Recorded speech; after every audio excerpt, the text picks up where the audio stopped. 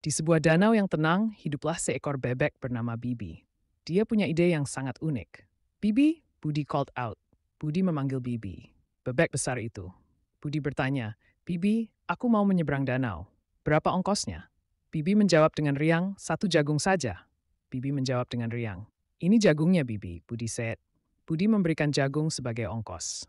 Budi naik ke punggung Bibi dan Bibi mulai berenang menyeberangi danau. Bebek jadi tukang ojek air. Semakin banyak orang ingin menyeberang dengan Bibi.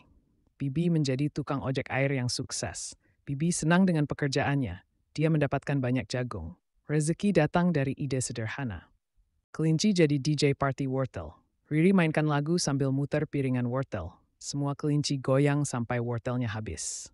Pesan moral, hiburan harus diimbangi dengan tanggung jawab. Hey teman-teman, sudah seharusnya kita bijak dengan hiburan kita ya? Riri said in a friendly tone. Tentu, Riri. Aku sudah lelah namun sangat senang. Besok kita kemana? Kelinci satu asked, curious. Mungkin piknik di sungai? Kita harus pastikan tidak boros wortel lagi. Riri replied cheerfully. Ide bagus, Riri. Kita harus menghemat agar bisa menikmati lebih banyak pesta di masa depan. Kelinci dua setuju. Setuju. Ayo kita pulang dan istirahat dulu, Riri berkata dengan mandiri. Selamat malam semuanya. Sampai ketemu di acara berikutnya. Kelinci satu berkata dengan bahagia. Mimi bangun dan mendapati susu kesukaannya hilang. Meow, di mana susuku? Mimi bertanya dengan bingung. Mimi, si detektif kucing, memulai penyelidikan. Apakah kamu mencuri susuku? Mimi menuduh dengan nada menuduh. Mimi menuduh anjing tetangga. Bukan aku. Anjing itu menjawab dengan suara mengantuk dan defensif. Mimi kembali ke TKP. Tapi tunggu, apa itu? Meow, apa ini di sekitar mulutku? Mimi bertanya dengan bingung. Mimi menjilat bibirnya dan menyadari sesuatu. Meow, aku yang minum semua susu, Mimi berkata dengan malu. Ternyata pencurinya adalah Mimi sendiri. Dia lupa kalau dia sudah minum susunya. Pesan moral, introspeksi sebelum menyalahkan orang lain. Lumba-lumba punya nama unik. Ya, mereka bersiul khusus untuk memanggil satu sama lain. Kayak kita panggil teman, woi bro. Subscribe untuk fakta hewan pintar lainnya. Di sebuah danau yang tenang, hiduplah Bubu, seekor buaya yang bercita-cita menjadi guru renang. Hari ini, dia akan mengajari bebek-bebek kecil berenang. Halo, bebek-bebek kecil. Siap untuk belajar berenang gaya bebas? Bubu menyapa dengan ramah. Namun bebek-bebek itu tampak semakin ketakutan. Apakah kamu tidak akan menggigit kami, Bubu? Salah satu bebek kecil bertanya dengan suara gemetar. Tentu saja tidak. Aku ingin membantu kalian menjadi perenang hebat. Aku janji. Kata Bubu berusaha meyakinkan. Bubu berusaha meyakinkan. Tapi rupanya bebek-bebek itu tak percaya. Melihat buaya, bebek-bebek langsung kabur ketakutan. Bubu merasa sedih. Niat baiknya tidak didukung rasa aman. Pesan moral dari cerita ini adalah, niat baik harus didukung rasa aman. Di sebuah hutan yang tenang, hiduplah Koko si koala. Hari ini Koko merasa sangat bosan. With joy, Koko began to sing. Daun eukaliptus, hijau dan segar, makanan kesukaanku setiap saat. Suddenly, Koko started singing, a simple song about his favorite food. Hewan-hewan hutan mulai berkumpul tertarik dengan lagu Koko. Seekor kanguru merekamnya dengan ponsel. Dalam semalam, video Koko menjadi viral. Semua hewan di hutan membuat cover lagu Daun Eukaliptus. Wah, aku tidak percaya. Koko terkejut. Koko terkejut. Semua hewan hutan menyukainya. Bakat kecilnya telah menjadi sesuatu yang besar. Dan Koko, si koala kecil, terus bernyanyi, menginspirasi semua hewan di hutan.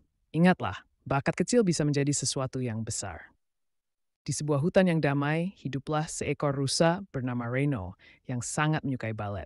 Reno menggunakan tanduknya yang indah sebagai hiasan saat menari. Setiap gerakan anggun dan memukau.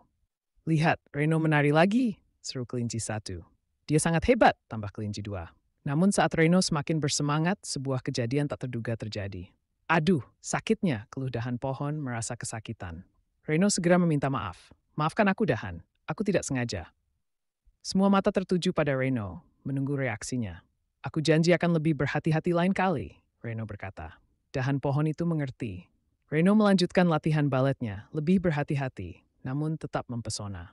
Keindahan memang membutuhkan pengorbanan kecil, tetapi kehati-hatian tetaplah yang utama. Selesai. Burung merak jadi vlogger fashion. Warnanya wow banget, Peko said, excitedly. Pesan moral, percaya diri itu kunci keindahan. Kadang-kadang kita cuma perlu melihat diri kita dari sudut yang berbeda, Peko said, thoughtfully. Bagaimana caranya bisa seberani kamu, Peko? Bert Swan asked with curiosity. Semua dimulai dari percaya pada dirimu sendiri. Lalu, biarkan dunia melihat keindahan yang kamu miliki. Peko replied, encouragingly. Kami semua bisa belajar banyak dari kamu, Peko. Bird 2 said admiringly, keberanian untuk menjadi diri sendiri, itulah warna sejati kehidupan. Bebek jadi astronot Bibi, pakai helm topless kaca dan roket botol. Dia meluncur ke bulan dari atas pohon kelapa. Pesan moral, impian besar dimulai dari langkah kecil. Bibi berdiri di pantai, merenungkan petualangan selanjutnya. Jika aku bisa mencapai pohon kelapa itu, kenapa tidak bintang di lautan? Bibi berkata dengan tekad. Malam ini aku akan membaca hingga bisa menyentuh bintang-bintang, Bibi said curious. Dengan setiap halaman yang dibuka, impian Bibi kian besar. Bintang bertaburan untuk jalanku, Bibi said, hopeful. Kadang-kadang semua yang dibutuhkan adalah keyakinan untuk meraih bintang. Mimi sedang melihat video TikTok. Ia tertarik dengan sebuah dance yang sedang viral. Goldie sedang bermain di halaman belakang. Mimi punya ide. Mimi mencoba mengajari Goldie gerakan dance TikTok. Dengan sabar, Mimi melatih Goldie. Awalnya sulit, tapi Goldie berusaha keras. Akhirnya, Goldie bisa menari. Mimi merekamnya dan mengunggah ke TikTok. Video Goldie viral. Semua orang memuji Goldie. Guk, guk, Goldie barked as if saying thank you. Mimi hanya mendapat tepuk tangan. Tapi dia snarling rese Goldie youth. Kebaikan Doris and Bigoria Amtenemno. Burung hantu jadi komentator sepak bola. Menampilkan Owi si burung hantu yang akan mengomentari pertandingan sepak bola hewan. Owi seru dengan antusias, lalu bingung mengatakan, malam sudah pagi. Pesan moral, fokus penting, apalagi saat tugas utama. Wah, gol itu tadi hampir saja terbentur tiang. Seru Squirrel Spectator dengan penuh semangat. Para penonton tampak sangat bersemangat dengan interaksi Owi. Baiklah, oke, fokus Owi. Fokus, Owi said, determined. Bola kembali ke penguasaan tim kelinci.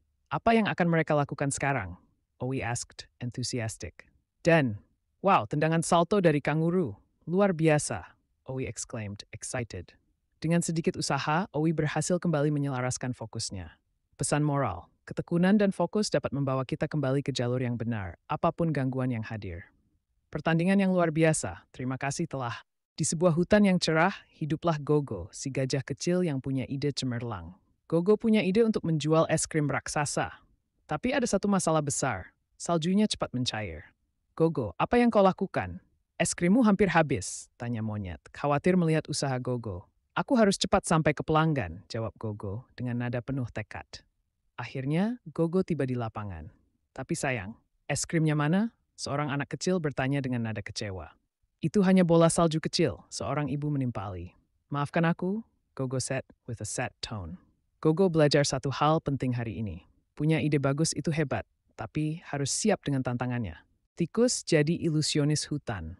Timo melakukan trik sulap dengan sepotong keju di atas panggung kecilnya. Keju tampak terbelah menjadi 2 potong. Timo berkata dengan suara penuh semangat, membuat semua hewan berseru kagum. Dengan nada bermain, sang narator menjelaskan bahwa Timo ternyata sudah memakan setengah dari keju itu sebelumnya. Dengan suara penuh renungan, narator mengingatkan pesan moral. Kreativitas bisa bikin orang lupa marah. Kura-kura jadi tukang delivery cepat. Jangan khawatir, aku akan mengantar makanan ini dengan kilat. Kiki said, bersemangat. Sampai 3 hari kemudian. Ini makanannya masih segar, Kiki berkata dengan yakin. Pesan moral, janji harus sesuai kemampuan. Wow, terima kasih meski sedikit lama tapi tetap terhormat. Pelanggan berkata dengan kagum. Perjalanan jauh membuat makanan terasa lebih istimewa, bukan? Kiki menjawab dengan bijaksana. Dan begitu cerita kita tentang kura-kura yang berusaha keras untuk menepati janji selesai. Waktunya untuk petualangan berikutnya, seru Kiki dengan bersemangat. Kiki terus melanjutkan perjalanan karena kisahnya tentang ketekunan baru saja dimulai. Di sebuah sungai yang tenang, hiduplah Bubu, si buaya yang bercita-cita tinggi. Dia punya ide unik, Bubu membuka kelas senyum manis. Tapi selamat datang di kelasku, hari ini kita akan belajar tersenyum, Bubu said excitedly. The narrator added humorously, senyuman Bubu ternyata sedikit menakutkan. Lari, selamatkan diri kalian. Monyet panicked. The students of Bubu fled in terror. Kenapa? Kenapa mereka tidak suka senyumanku? Bubu bertanya dengan sedih. Bubu sedih karena senyumnya membuat semua orang merinding. Bubu, niatmu baik, tapi mungkin kamu bisa mencoba tersenyum lebih lembut. Tidak perlu terlalu lebar, kata kura-kura dengan bijaksana. Seekor kura-kura bijak memberi nasihat pada Bubu dengan tenang. Begini, Lebih baik? Bubu asked hesitantly. Bubu mencoba memperbaiki senyumnya. Niat baik tetap harus membuat orang nyaman, narator said with a soothing tone. Tamat.